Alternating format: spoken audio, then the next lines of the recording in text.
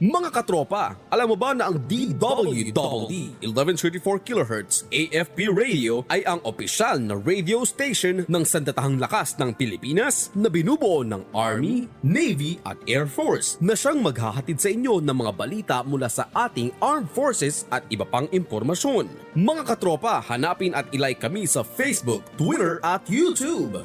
DWDD AFP Radio, ang boses ng Kawal Pilipino.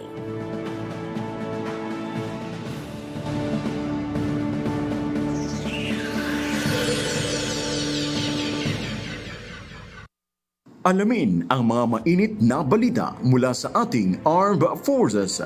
Tumutok sa 1134 kHz AM sa inyong mga radyo at manood online. I-like at i-share ang AFP Radio DWDD Facebook page. Ito ang DWDD Armed Forces Radio, ang boses ng Kawal Pilipino. Araw-araw ang digmaan. Umaga't gabi sumasabak sa laban. Dapat protektado ka outside at inside. Immune Advance contains 4 active ingredients gaya ng lagundi, malunggay, non-acidic vitamin C at zinc. Tulong pampatibay resistensya para tulong proteksyon. Isama pa ang proper diet at exercise. Para katawan ay handa, Immune Advance helps support a healthy immune system. Immune Advance ang sandata. No approved therapeutic claims. Ang Immune Advance ay hindi gamot at hindi dapat gamiting panggamot sa anumang uri ng sakit. Available in Shopee, Lazada, and other leading drugstores.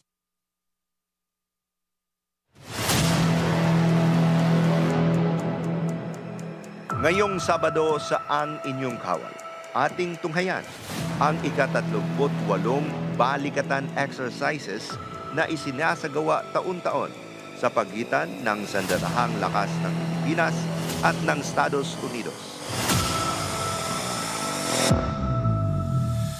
Sabay-sabay nating silipin ang ilan sa mga aktibidad na nakapaloob sa naturang exercise na ginanap sa iba't ibang bahagi ng Pilipinas at kung paano ito nagbigay daan upang mas magampanan ng mga kasunduan ang tungkuling kanilang sinumpaan.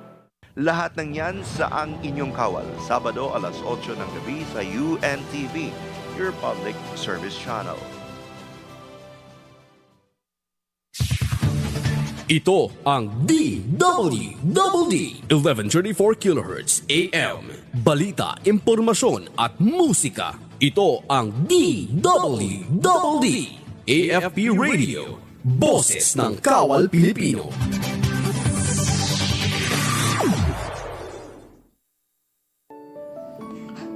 Mga kwentong sakripisyo, karanasan at pagmamahal. Kilalanin ang mga matatapang na ilaw ng tahanan sa likod ng bawat magigiting na sundalong Pilipino. Sa programang Military Wives Hour, tuwing Biyernes 1 hanggang 2 ng hapon, kasama si Katropang MUPHET dito sa DWDD Armed Forces Radio, boses ng Kawal Pilipino. Mga katropa, isang magandang hapon po sa inyong lahat. 1 hanggang 2 ng hapon, makakasama niyo po ang inyong lingkod, Katropang MUPHET, sa programang Military Wives Hour. Kumusta naman po ang inyong mga Friday afternoon? It's been a while, mga katropa, no? Since I sit here to do a Military Wives Hour. It's supposed to be with the AFPM by our first Friday, pero nagkaroon po sila ng important event and they opted to move their episode po, no, sa 12 na lang po. Next Friday, I guess. So, ako po muna ang inyong makakasama for the first Friday. At syempre, ang programang Military Wives po muna ang i-ere sa inyong mga tahanan. Kumusta naman po, no? Bati-bati tayo. I really missed sitting here. We miss also Ma'am Ivy, no? Who is also very busy doing gigs and events po. Hello, Ma'am Ivy. Ayan, hopefully po next time with the Military Wives, we'll be having our guest and also Ma'am Ivy on board.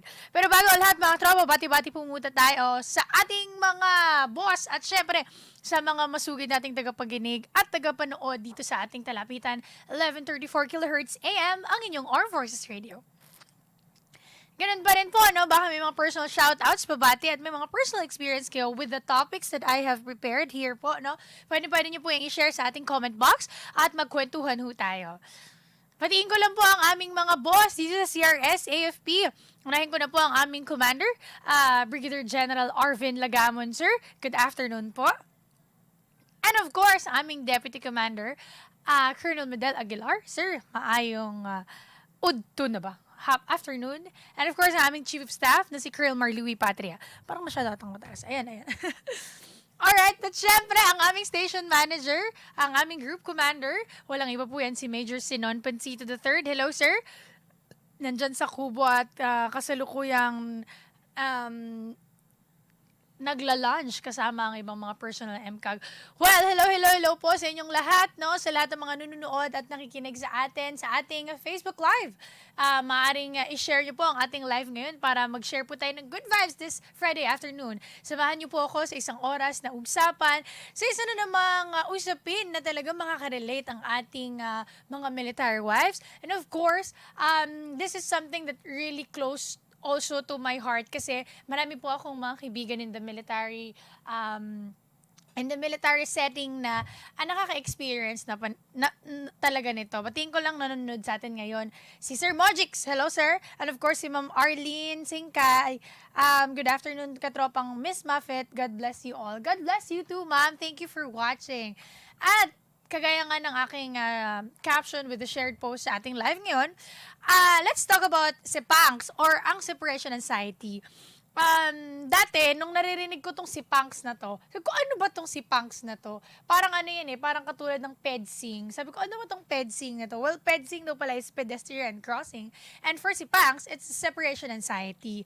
Ang pinili ko pong highlight ng ating sipangs ngayon, it's closer with the toddlers po, no, with the kids. Well, iba kasi yung setting ng sipangs with the adults, at iba din yung dealing and processes ng separation anxiety with toddlers and or with kids.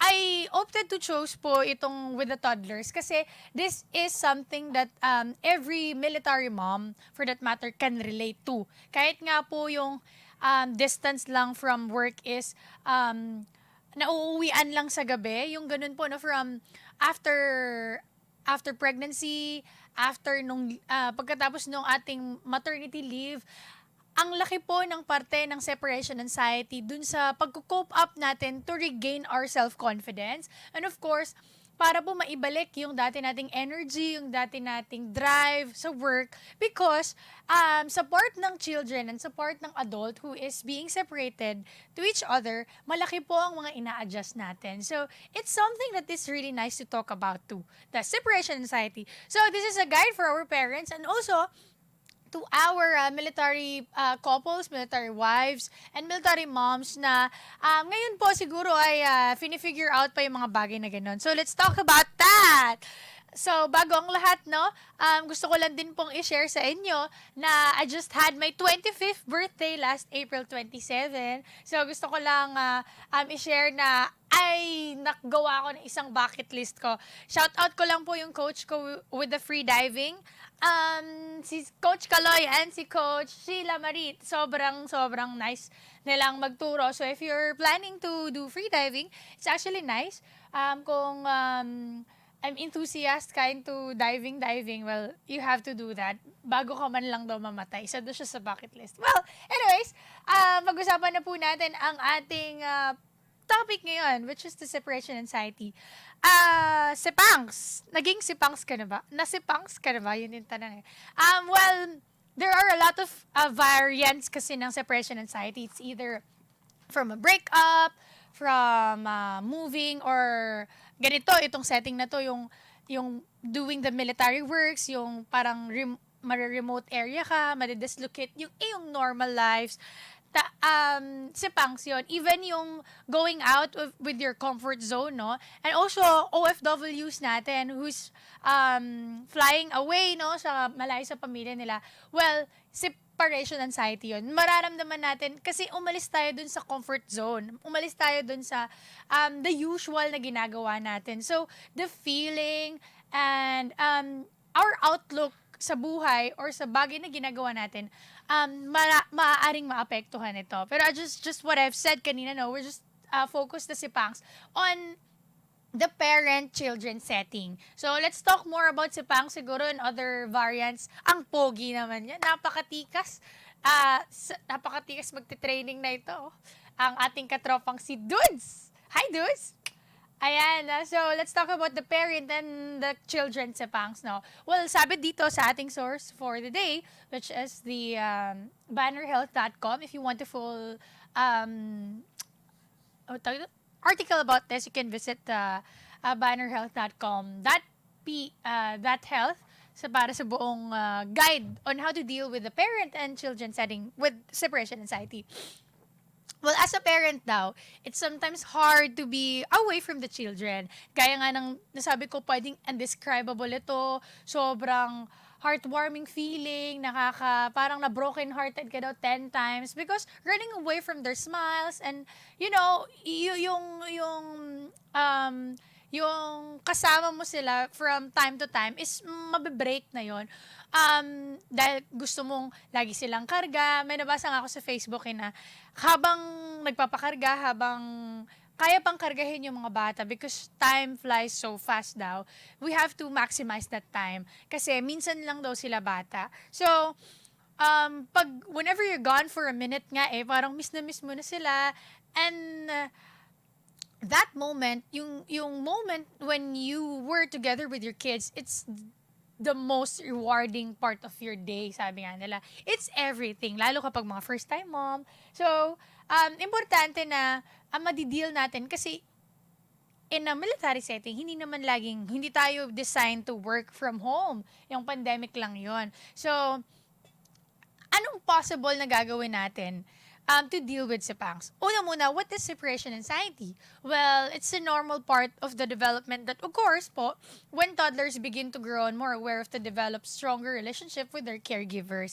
Ito nga minsan yung nakaka-heartbroken din sa mga moms, no? Because ang level of Sipangs ng mga bata, lalo kapag parehong nasa military world yung couple, yung Sipangs na nararamdaman is dun sa caregiver. And there are big percentage po na binibigay natin yung power of caregiving sa mga anak natin, sa mga yayas, sa mga in-laws, and of course sa ating mga magulang. Meron nga ako, si Katropang Kat, which is a very, very, very close friend of mine, minsan na-hurt daw siya kasi ang Tagalog kasi nito sa Bisaya kasi ito, amag kasi sa amin yun I don't know in Tagalog term. Yung parang, mas yung drive ng bata sa nanay niya, which is kay Mami Vicky, is mas sobra-sobra. Kasi yung nagbabantay. So, doon mas affectionate yung bata. Kasi, toddlers begin to more aware of dun sa mga taong nag-aalaga sa kanila. So, dun nila nabibuild yung kanilang trust at yung kanilang confidence towards people who is taking care of them. Kaya nga, di ba, mga katropa, kapag acquaintance lang tayo sa bata, hindi nila tayo nilalapitan. Well, there are babies na talagang gusto malalapitan mo, makukuha mo agad.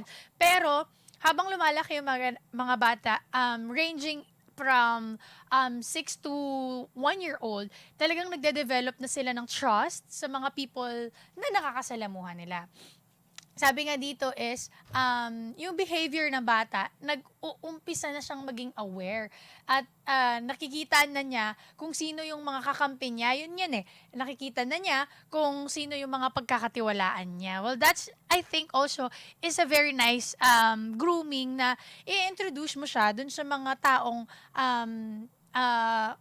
pwede niyang pagkatiwalaan. Because growing is also the starting point of trusting people. So, dun pa lang, pwedeng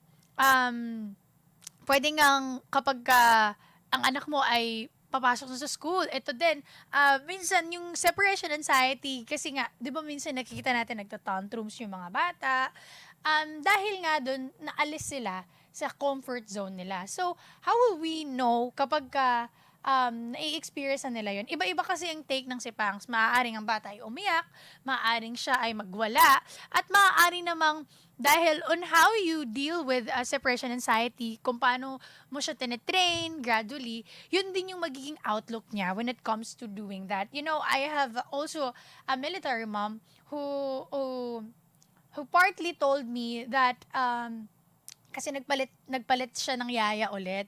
So, the yaya has been staying for the kid ng almost a year na ata.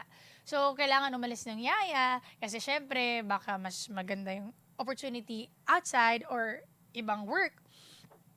So, syempre, sobrang naapektuhan yung kid.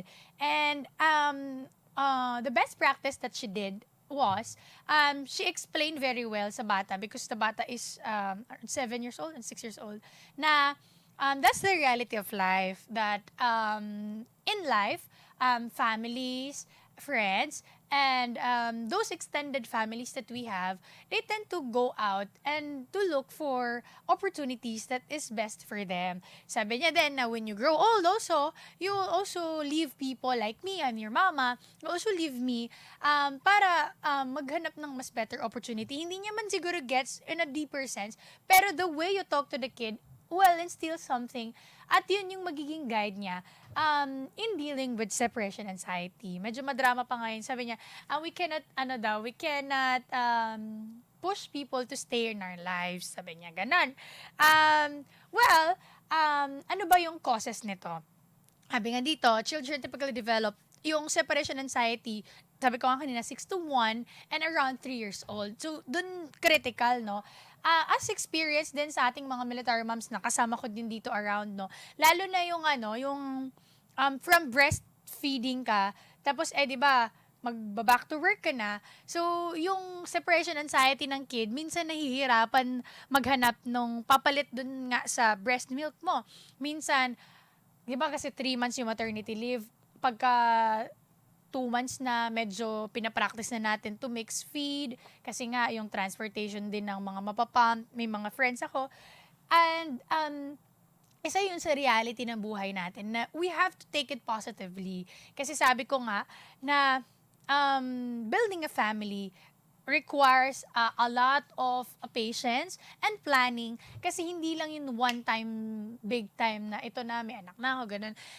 Doon pa lang nagsisimula ang lahat ng yon. Kaya, yung major life changes na yon, we have to compromise it. We have to anticipate talaga kung ano magiging game plan natin. Because always na, we cannot perfect plan everything, but we can anticipate. So, kapag naisip mo na ganito, you can plan with your husband. Pwede kayong gumawa ng game plan kung ano ba ang magiging game plan nyo for this separation kasi para yung next phase ng separation is magiging free flow lang kapag napag-uusapan, kapag napagpaplanuhan. And yung magiging, lalo na dito siguro especially dun sa part na iaasa mo na sa iba yung pag-aalaga ng anak mo because you're going back to work, babalik na sa trabahong lahat. Kasi I think the paternity leave is only 14 days. And stated by law na pwede kang mag-transfer ng another 7 days from your 100 plus days. So that's roughly, wala kang 1 buwan, di ba? And for the mommies, 3 buwan nga yun. So, napaka-iksi nga naman na panahon yun to build a defense, no, dun sa separation na gagawin mo because that is your baby. Pero again, as a reality in life, we have to particularly create our aid or our solution for that problem. And we cannot really eradicate it or alisin natin. We can only reduce, we can only lessen po, no, yung ating separation anxiety. Well, kapag ang anak mo naman is nagkasasalita na, that's roughly around 2, 3, 4, 5, may mga nagsasalita na ng baby na ganyan eh. Kasi ang separation anxiety naman with kids, may come and go. Maaaring mag-build sila ng ganito. Madali kasing mag-adapt pag bata pa. Sabi nga nila, anything that you thought sa isang baby, madali niya makakatch up yun. Kaya nga, ang critical na stage daw ng learning is yung elementary stage. Kasi dyan talaga mabibuild kung ano yung magiging foresight niya sa buhay. And there are plenty that you can do naman to help your kid ease with the symptoms of kasipangs. So, I will lay down here some tips to reduce separation anxiety with your toddlers or with your kids. So, if you happen to having trouble with dealing dito sa sipangs, marami, lalo na yun, no? Yung gap between yung malapit lang yung gap ng una at pangalawa, like 1 year lang, or yung iba 8 months. So, napakahirap talaga nun. Maybe, talk with the kid in a calm and positive tone. Maganda yung ganon. Kasi, saan ka ba nakakita ng nagtuturo sa bata? Kaya nga siguro, I think, kaya appealing sa mga bata yung mga nursery rhyme. Because of the approach na sobrang soft lang. Soft, kalmado, at inviting. Yun kasi yung feeling ko na nakakapag-attract sa mga kids. Ayan, hello po. Happy Friday po sa mga nanonood sa atin. Kay Sir Vils. Hello, sir. And, sabi dito, when you talk to your kid, no, let your kid know what will happen while you are gone. Tama yun. Totoong dapat naiintindihan niya, kahit hindi niya naiintindihan religiously, pero yung idea of telling the kid na ito yung mangyayari, this is because of work, mama will have to go to work, this is for you, and kung sino yung mag-a-attend sa kanya. And, kunwari, yung lola yung mag-a-attend, si lola muna ang magbabantay sa'yo. Kasi even if you're feeling na hindi maiintindihan ng anak mo kasi bata pa siya, pero yung positive tone and attitude na siniset mo is a reassuring message sa kanya, because it may be helpful to, parang nakikita niya yung picture ba sa isang libro na ang pag-goodbye ng mama ko, this is not permanent. This is not forever. Babalik naman siya sa weekend or babalik siya sa isang araw. So, setting the tone at talking to your kid in a calm and a positive tone will help him ease. Maganda yon. I can really tell. Kasi I have pamangkins na whenever I talk to them that I will fly back to Manila because of work, tita will have to go to work, naiintindihan nila, and I also entice them with pasalubongs like that, na babalik ako with pasalubong, what do you want, ganun. I have to instill na in the real world, adults are the ones who go to work, and kids nagsistay lang sila sa bahay, mag-aaral sila, maglalaro sila. I always explain that to my pamangkins na pag nandito ka, kailangan mag-school ka after school, you play with your friends, and you ask your mama to go to mall para maintindihan nila na yun yung routine, because you're such a baby. Kaya nga minsan, 'di ba, very good yung mga parents na ginaganon nila pag tinatanong yung bata, baby pa naman ako, because as early as that age, alam nila na ito lang yung pwede sila. Maganda yung i-groom na ganon, no? When I grow up, naiintindihan nila yung separation between being a baby, being a kid, and to being an adult. Tapos sabi, diba, what do you want when you grow up? Gusto ko, paglaki ko, katulad ni ganito. Kasi naiintindihan nila that sa level ng buhay natin, they have to reach certain age to be like this and to be like that. And also, i-enjoy muna nila yung pagiging bata nila. That's so nice to explain. And talk to the kids kasi mas nade-develop nila yung bagay na hindi sila mahihirapan kapag meron ng separation na mangyayari. Also, practice din yung separating. Sabi nga nila, when you have to deal with something, you have to practice that. So, kung ang problema mo is the separation, practice mo na. Kasi, yung short span of leaving the kid dun sa caregiver niya, yung short period of time na yon, as the time goes by, na-extend yung oras na yon at napapractice niya na kung ngayon, ganito katagal, especially in the military setting, siguro, yung lalo sa mga tatay, because a lot of, meron nga tayong ginawang, shout out kay sir, sa Chief of Staff namin, no, si Colonel Marlouis Patria, na napaka-pogi at napiling, I don't know when was this, pero nag-come up ng isang music video, kung if you know the song na, Kawal ang tatay ko. So, our Chief of Staff, Colonel Patria, was the one who acted dun sa military na lagi siyang nasa work, tapos nag-birthday yung anak niya, hindi niya man lang naabutan. Pagdating niya, tapos na yung birthday, yung anak niya nag-aantay because daddy, I am expecting daddy to be here, parang ganon. So, yung mga panahon na yon, napapakita na that's the reality of the military world. You cannot really attend to special occasions. nag-birthday yung anak mo, maaring nung ipinanganak yung anak mo, wala ka doon, nag-birthday siya, na ganitong birthday siya, bilang lang sa kamay nga, no, ika nga, yung mga oras na makakasama, especially with the papa setting, kung ang lalaki, ang military, and nag-ooperate. Hello din kay Ma'am Cassandra. Hello, Ma'am. Thank you for watching. At, as I was saying, na mahirap talaga, mahirap yung separation. So, tayo, as a defense, we have to build kung ano yung ating magiging strategy. So, yung sabi dito, yung practice ng pagsiseparate, it's a nice way para i-train na this is what we do. Kasi as the kid grows older, I can also attest to this na marami rin ako mga friends, mga anak ng mga naging boss ko na they're really proud of the work that their parents are doing. Kasi it's something din naman na rewarding sa part nila na dun sa mga absence nila sa family, I know na ginagawa nila to para sa bayan. So, magandang building din yon sa mga bata. So, sabi dito, kapag kayong toddler is mahirap talaga kasi meron talaga yung talagang makamama talaga. Well, ease the separation. Paano ba natin gawin yon? Pwede mong entice with the things na gusto ng bata. Yung mga favorite niyang gawin, kainin, panoorin, yung mga ganon, yung ini-spoil natin na ganon. Well, that's a simple hack, no? Kung paano sila natin, diyan ka muna kay ganito, di ba? Yung simple na ganon, simple na, watch ka muna ng ganito with Ate MUPHET or with Tita MUPHET o ganon. That's a real deal talaga. Kasi kapag ka napapractice niya na pwede niya palang pagkatiwalaan yung ibang tao, hindi ka na mahihirapan. Kasi it's painful, no? Ako, wala pa naman akong baby. Pero I can really feel na painful yun sa part ng mother na nakikitang, nabobroken hearted. Marami akong makikitang post online na gumaganon yung mga baby ng mga military mama na huwag ka na mag-work, dito ka na lang. That's so painful.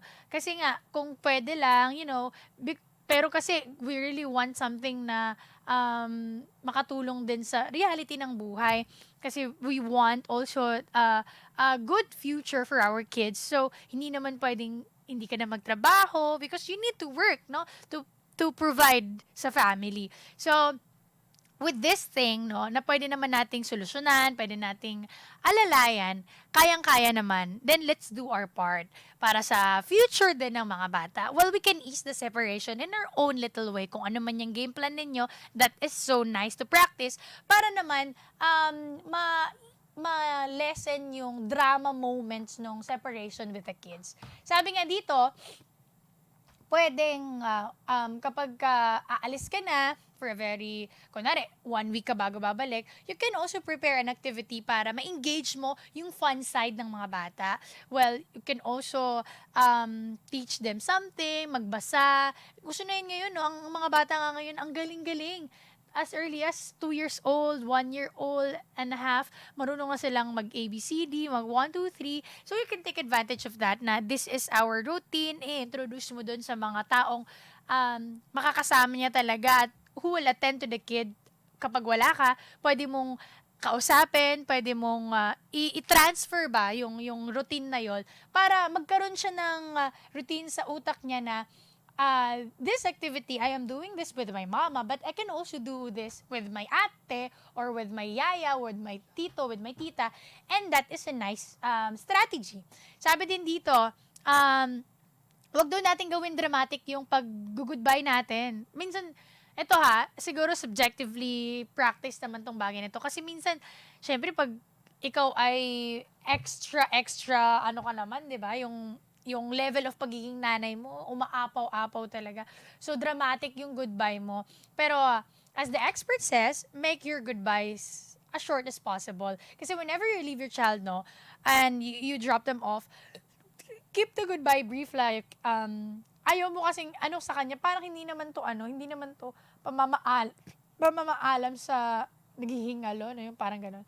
Because that is only, temporary lang naman yun. So, making the goodbye as quick as possible will also float the idea sa bata na, ay, saglit lang to. So, iwasan siguro natin maging super dramatic sa harap ng mga bata. Siguro, ito, hindi naman maiiwasan, pero it will help them. It will help them, and it will also help you na makitang hindi rin sila naka-frown or sad face when you leave them. Especially siguro kapag yung choice mo of leaving is abroad, no? Yung mga mag-OFW nating mama.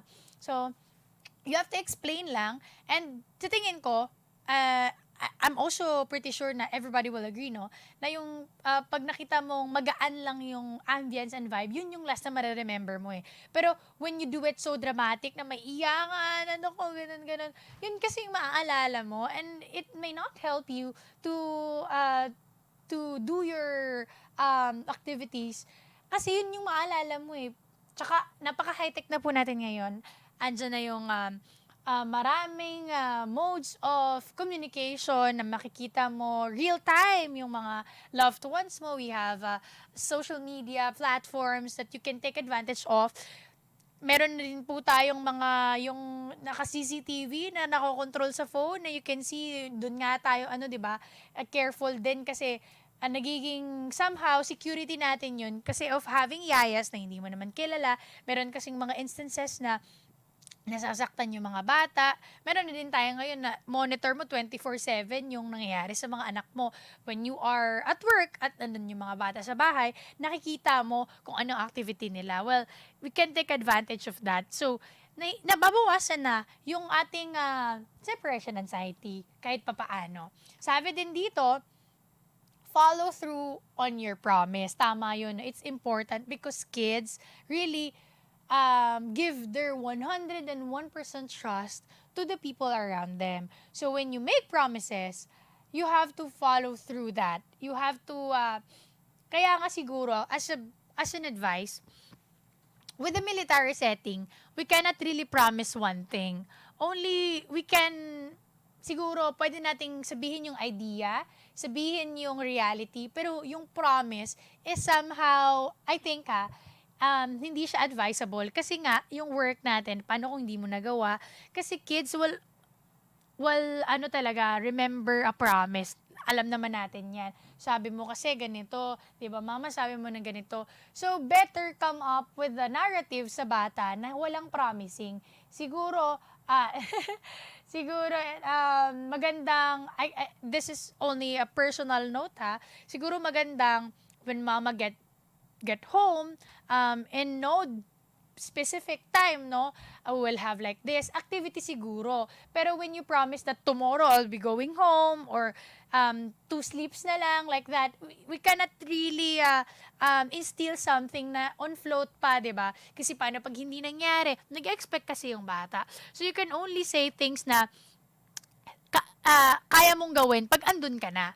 So saying na pagbalik ni mama ganito or pagbalik natin we'll do activity like this because it's important that you return what you promised to and it helps your kids build confidence and trust to you. Kasi kung kunwari, 'di ba? Napapansin natin sa mga palabas 'yun, 'di ba? Pag very constant na yung pag hindi naalala ni mama yung ganito. Kahit nga yun sa mga teenagers, yung mga palabas na mga anak mayaman na hindi nakaka-attend ng ganito. 'Di ba nga? Kasi because of the frequent promises na hindi natutupad, so nag-build na yung dalaga na wala naman yan, hindi naman yan pupunta. So better off not promise. And of course, do things na alam mong kaya mong i-juggle yung oras at panahon to do that. Especially with building trust and confidence sa bata. Kasi ayaw naman natin mangyari na you're the nanay, you're the tata, you're the least trusted ng isang bata. Ikaw yung pinaka-less na pinagkakatiwalaan ng anak mo. So gusto natin, because you are the responsible person sa taong yan, kasi ikaw naman gumawa niyan, choice mo naman yan sa mundo, so we must come up with a strategy with the kids, no? Alam nyo, ako, nilook forward ko naman talaga yon because I really want to have kids in the future. It's a nice experience. And yung iba nga, nahihirapan, talagang hindi kayang hirap na hirap magkaroon ng anak. So, the gift of having children is such a precious gift na talagang dapat pinagyayaman natin, pinaghahandaan natin, and of course, iniingatan natin. And doing things like this in the military setting na gusto natin mabuild yung family natin na strong kasi nga yung line of work natin is demanding, medyo mas madaming time sa work compare sa bahay. So, gusto natin na ang defense ng pamilya with the separation and with everything that comes with presence, no, is strong din para lumaking matatag din yung mga bata. And sabi dito, when you want to reduce separation anxiety with the kids, no, aim for consistency kahit sa anong bagay naman po. When you are consistent, mas guaranteed yung mabibuild mo. Kasi consistent ka hindi ka pawala-wala. You really make it a habit of doing something. Well, kids like consistency. Di ba nga pansin nyo, kung sino yung taong nagsuspoil dyan, love na love ng bata yan. Kunwari, gusto niya yung tita niya kasi lagi na lang ganito. Because kids like consistency.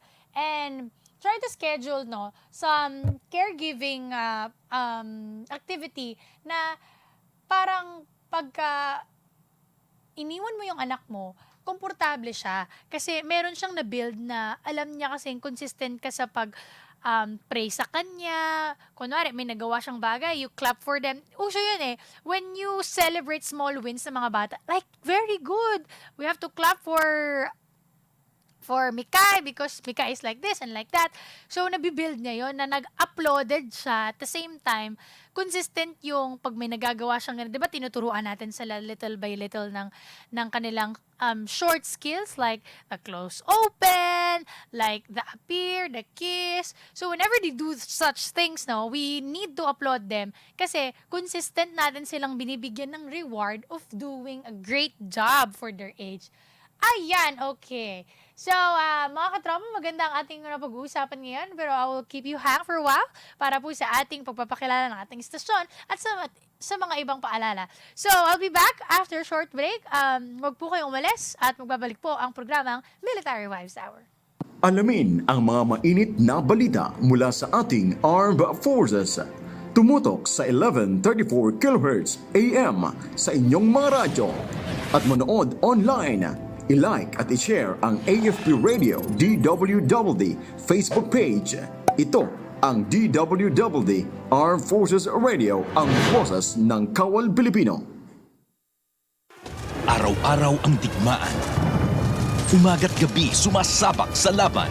Dapat protektado ka outside at inside. Immune Advance contains 4 active ingredients gaya ng lagundi, malunggay, non-acidic vitamin C at zinc.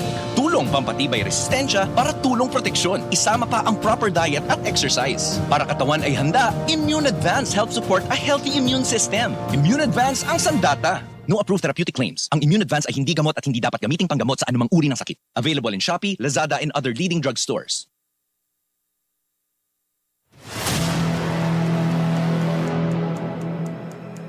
Ngayong Sabado sa Ang Inyong Kawal, ating tunghayan ang ika-38 balikatan exercises na isinasagawa taon-taon sa pagitan ng Sandatahang Lakas ng Pilipinas at ng Estados Unidos.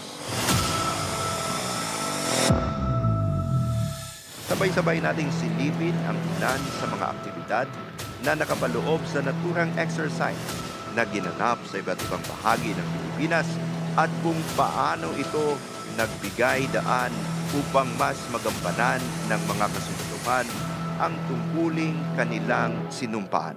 Lahat ng yan sa Ang Inyong Kawal, Sabado alas 8 ng gabi sa UNTV, your public service channel. Ito ang DWDD 1134 kHz AM. Balita, impormasyon at musika. Ito ang DWDD AFP Radio. Boses ng Kawal Pilipino. Alright, nagbabalik po ang inyong programang Military Wives Hour sa inyong talapihitan, AFP Radio. Ayan, medyo na-distract lang ako dito sa aking classmate. Andito lang daw siya around at pupunta daw siya dito. Shout out sa akin, napakagandang kumare. Si Phil Young husband. Hello, Ching. So, later we'll be having a short talk mamaya after the program.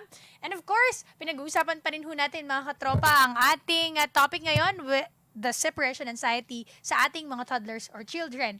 So, kagaya ng sinabi ko kanina, last is yung consistency sa bata. It's important. Sabi dito, may mga additional din tips tayo. For older children naman, ito naman yung medyo with a teenage year na siguro, like mga teenager na yung bata.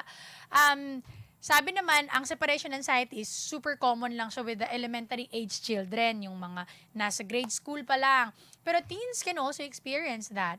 And dito din kasi sa teens, madalas na po tayong, ang mga kabataan ay madalas nang mag-build ng world nila outside. So, maybe it's also critical stage para sa mga parents na ma-attend din yung needs nila. Kasi, baka mas papagkatiwalaan na nila yung mga na-build nila outside compare dun sa dapat naman talaga nilang pinagkakatiwalaan inside house.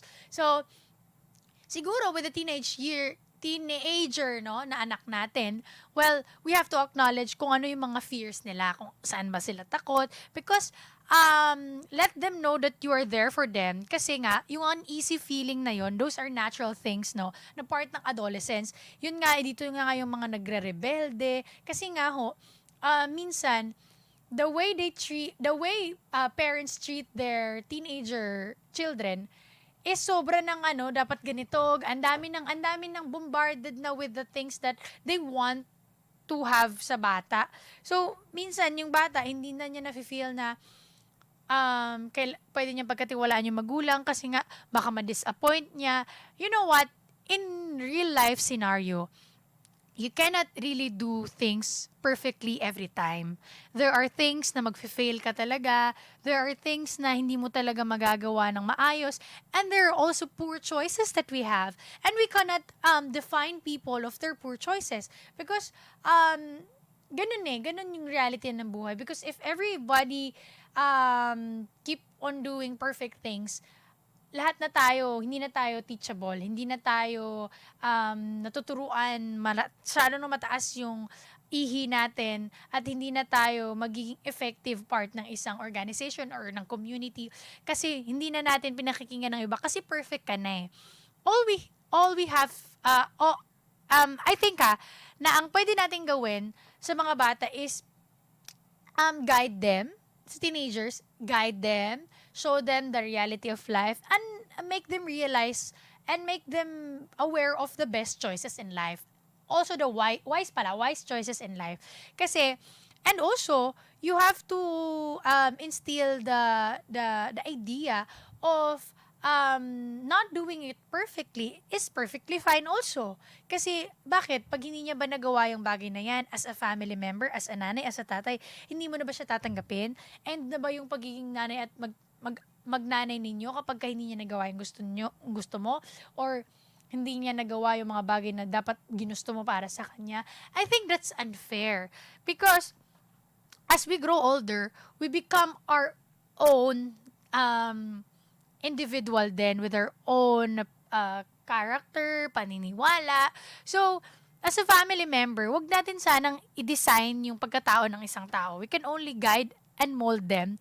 Pero change them, wag siguro. Because that is so frustrating. Kaya nagsisimulang magkaroon ng trust sa ibang tao. And also, teenagers like to praise them for what they are doing kung may na-achieve sila.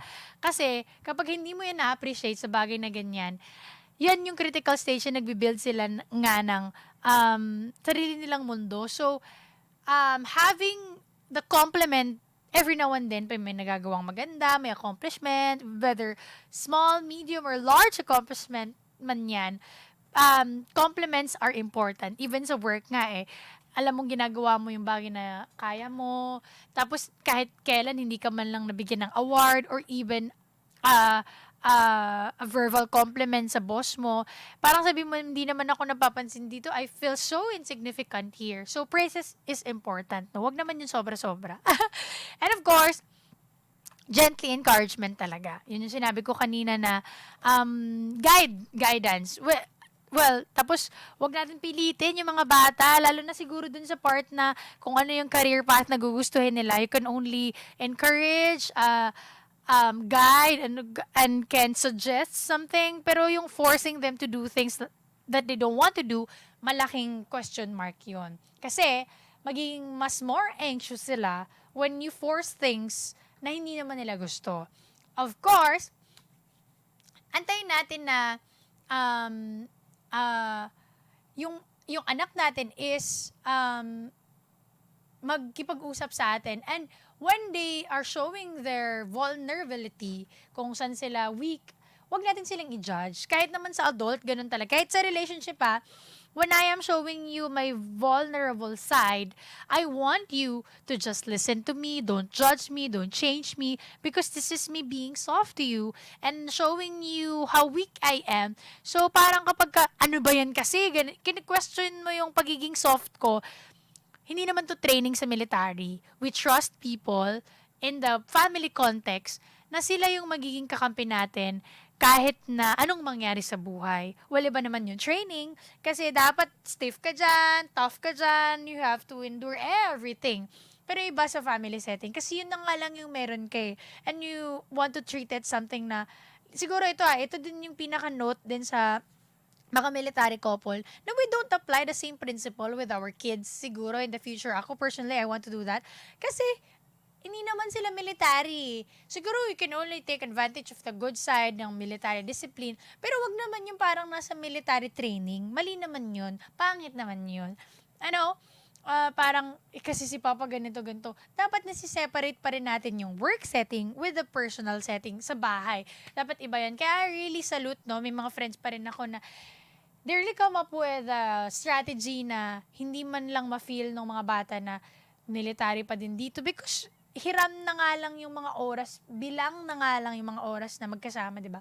So, gagawin mo parang pang military world. So, that's so unfair sa mga bata.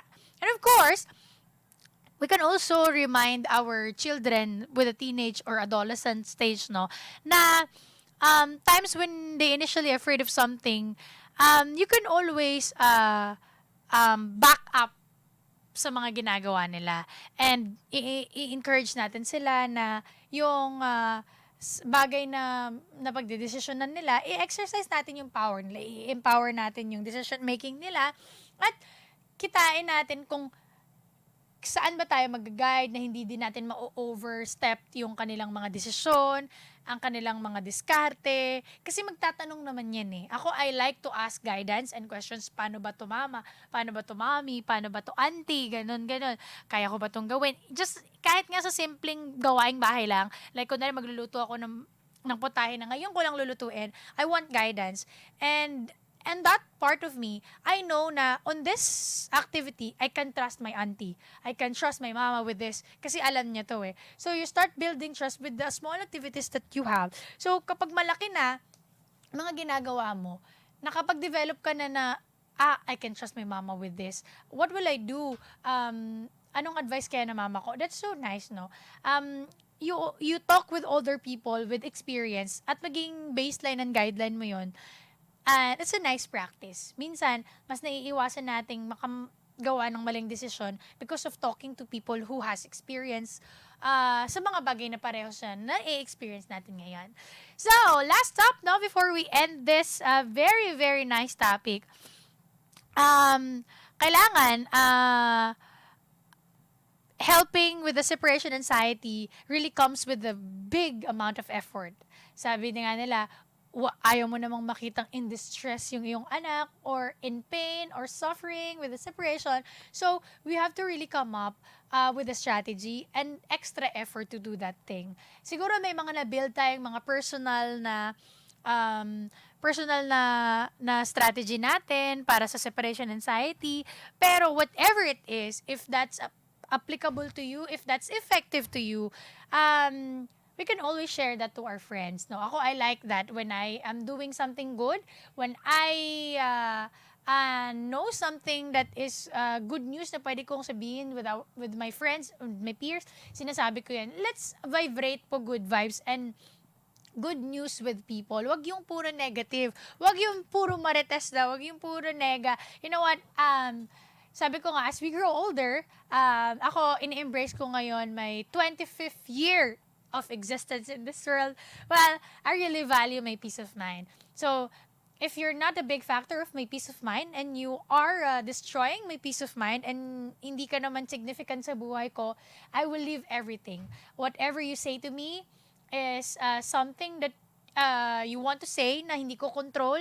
So, mas mag-focus tayo sa mga bagay na control natin. Your actions, your behavior, your outlook sa buhay. So, that is something na tingin ko mas makakatulong sa atin to be a better person, to be better part of the organization, and to be better part of the society na kinabibilangan natin. Well, if your hobby is doing things na hindi naman kapaki-pakinabing, well, that's you. Ang buhay ay minsan lang daw tayo mabuhay. So, sarapan na daw natin. So, thank you so much. I think ready na po ang ating next program. Kasama po si Mami Tina sa programang Anghel ng Masa. Again, a reminder po, bukas, Sabado, alas 8 hanggang alas 9 ng gabi, abangan nyo po ang inyong kawal episode highlighting the exercises of the Balikatan na ginaganap po natin dito sa atin. And we will be highlighting pointers, no? Kung ano nga ba ang soul, ano nga ba ang gampanin nitong exercises nito with our brothers and sisters from the U.S. Armed Forces. So, magandang panoorin ho ito tomorrow, no? Sa inyong mga telebisyon, sa UNTV, and you can also share that with our Facebook and YouTube Live. So, thank you for tuning in, no? Halos isang oras po tayo nag-usapan sa ating topic with SEPANGS, the separation anxiety with our children or toddlers. Maraming salamat po sa lahat ng mga sumama at nakicomment sa atin sa ating Facebook Live. Patuloy ho tayong maghatid ng good vibes sa ating lahat. Happy Friday sa lahat po na mag-weekend. Ingat po kayo. And magpapaalam na ho ako. Thank you to my duty tech buddy, Kuya Ferds and Kuya Ronald. Thank you for always supporting your AFP radio. So, Monday ho ulit, no? I-plug ko lang yung program ko sa radio. Monday and Fridays na po tayo. Mondays with ang inyong Armed Forces Philippine Navy Edition. I'll be replacing Katropang Glenn for a while. And of course, every Friday, palitan ho tayo ng ating MBay Connect and of course, our Military Wives Hour. Thank you. Happy Friday. This has been your Katropang MUPHET sa programang Military Wives Hour. Mga kwentong sakripisyo, karanasan at pagmamahal. Kilalanin ang mga matatapang na ilaw ng tahanan sa likod ng bawat magigiting na sundalong Pilipino. Sa programang Military Wives Hour, tuwing Biyernes 1 hanggang alas 2 ng hapon, kasama si Katropang MUPHET dito sa DWDD, Armed Forces Radio, Boses ng Kawal Pilipino.